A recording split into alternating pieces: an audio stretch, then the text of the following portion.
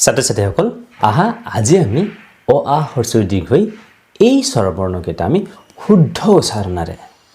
কেনেকৈ শুদ্ধ উচ্চাৰণ কৰিব লাগে হয়নে সেইটো আমি শিকিম ঠিক আছে আৰু কেনেকৈ সহজতে মনত ৰাখিব পাৰি সেইটো আমি শিকিম ঠিক আছে তেন্তে আহা আমি আৰম্ভ কৰো ছাত্ৰ-ছাত্ৰীসকল এইটো তোমালোকে কি বুলি কোৱা বাৰু এটো সৰয় সৰয়া এনেকৈ বুলি কোৱা হয়নে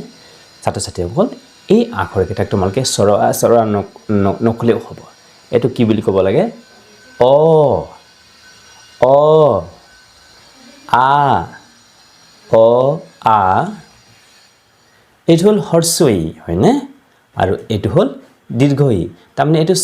হ্ৰস্ব মানে ছুটি দীৰ্ঘ মানে দীঘল হ্ৰস্বই মানে এইটো ছুটিকৈ ই ক'ব লাগে আৰু দীৰ্ঘই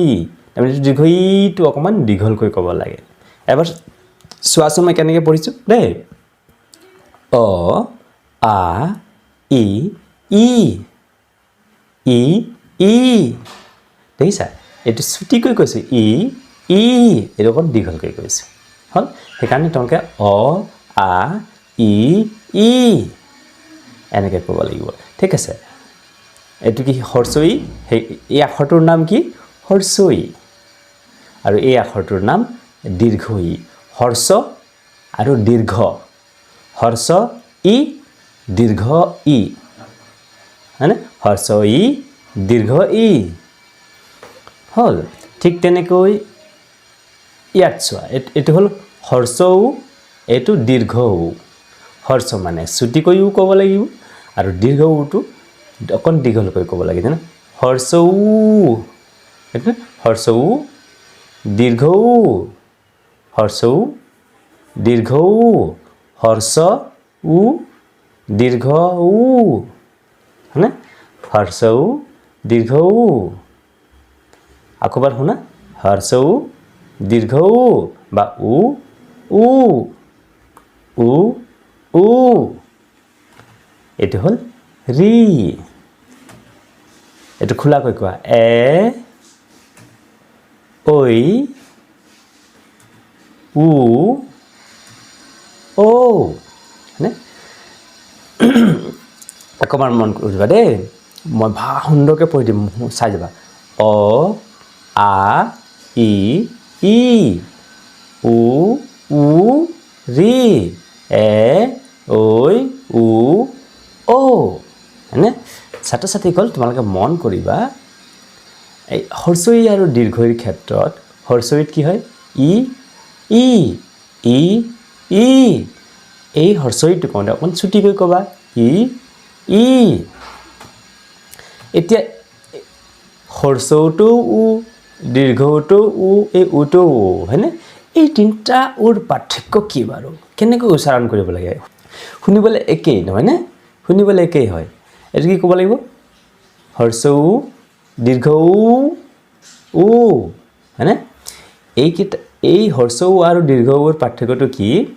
তোমালোকে যদি উ সম্পূৰ্ণ একদম জোঙা হয় উ হ্ৰস্ব উ দীৰ্ঘ উ কিন্তু এই উটো কওঁতে উ ইমান জোঙা হৈ নাযায় যেনে চাবা দেই তোমালোকে আমি অটো যেতিয়া কওঁ অ আ হয়নে অ অকমান জোঙা কৰি আনা অ অ অ অ এইটো হল উ এই উটো অ হল তাৰপিছত উ এইটো হল উ এইটো হল যেনে আমি ওলকবি ওলকবি ওলকবি কওঁ আৰু উঠ উঠ যেতিয়া আমি কওঁ আমাৰ ওঠটো আৰু বেছিকৈ জোঙা হয় মন কৰিবাচোন উঠ ঊনসূতা হয় নহয় ওলকবি চোৱা অকণমান হৈছে ওলকবি উঠ ঊনসূতা দেখিছা সেইকাৰণে তোমালোক যেতিয়া পঢ়িবা অ আ ই ই উ উ ৰি এ ঐ উ ঔ এইটো হল উ এইটো হল উ এইটো হল উ উ বেছিকৈ জোঙা কৰিবা এইটো হ'ল উ হয়নে এইটো হৰ্ষ উটো বা দীৰ্ঘ উটো উ আৰে কেৱল উটো উ হয়নে আকৌ এবাৰ মই শেষত পঢ়ি দিছোঁ তোমালোকে মোৰ লগত পঢ়ি যাবা দেই পঢ়া সকলোৱে অ আ ই ই উ উ ৰি এ ঐ উ ঔ মন কৰিছে আকৌ এবাৰ পঢ়া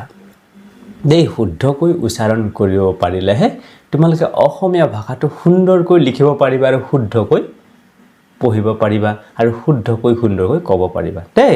সেইকাৰণে তোমালোকে শুদ্ধকৈ পঢ়িবই লাগিব সো আকৌ এবাৰ অ আ ই ই উ উ ৰি এ ঐ উ ঔ এতিয়া আমি এবাৰ আখৰ কেইটাৰ নাম জানি ল'ম দেই এইটো হ'ল অ আ স্বৰ আ স্বৰ ক'ব লাগিব স্বৰ আ ঠিক আছে এইটো হ'ল হৰ্ষ ই হৰ্ষ মানে চুটি ই দীৰ্ঘ ই মানে দীঘল ই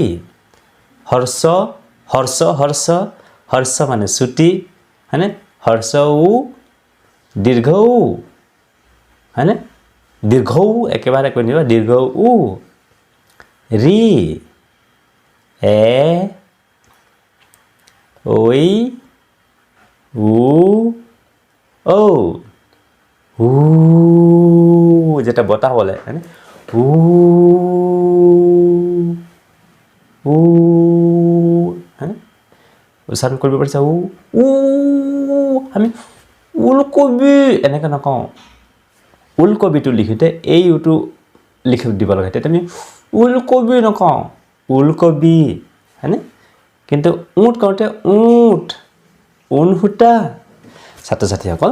আশা কৰিছোঁ তোমালোকে উচ্চাৰণৰ পাৰ্থক্য কেইটা তোমালোকে ধৰিব পাৰিছা মন কৰিছা বাৰে বাৰে পঢ়িবা হয়তো শেষত মই আকৌ এবাৰ পঢ়াই দিম আৰু আমি এই পাঠটি সমাপ্ত কৰিম ঠিক আছে মোৰ লগে লগে পঢ়ি যোৱা অ আ ই ই উ উ ৰি এ ঐ উ ঔ হয়নে ছাত্ৰ ছাত্ৰীসকল আশা কৰিছোঁ তোমালোকে বুজি পাইছা বাৰে বাৰে পঢ়িবা পৰৱৰ্তী ভিডিঅ'ত আমি পুনৰ লগ পাম আজিলৈ ইমান